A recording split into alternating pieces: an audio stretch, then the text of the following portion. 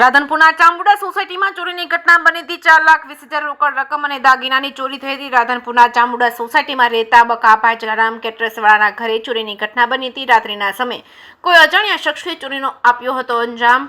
રાધનપુર પોલીસને જાણ કરતા જ રાધનપુર પોલીસ સ્ટેશનના પીઆઈ તેમજ સ્ટાફના ઘટનાસ્થળે પહોંચ્યા હતા। તપાસ હાથ ધરી હતી। રાધનપુર ખાતે વારંવાર બની રહી છે ચોરીની ઘટના। રાધનપુર પોલીસને પડકાર ફેંકી રહ્યા છે। વારંવાર બની રહી છે ચોરીની ઘટના અને વેપારીઓ અને લોકોમાં ચોરીની ઘટના બનતા ભયનો માહોલ ફેલાયો છે। જે કેસની વિગત સાથે મનુ ઠક્કર, રાધનપુર। દીપક કુમાર વૈકુંઠરામ ઠક્કર અમારા ઘરેથી ચોરી થયેલ છે। રાત્રે 4,20,000 રૂપિયા રોકડા, સોના ચાંદીને થોડી નાની મોટી વસ્તુ। કઈ સોસાયટી છે? ચામુંડા સોસાયટી, મકાન number 52, college road, college road.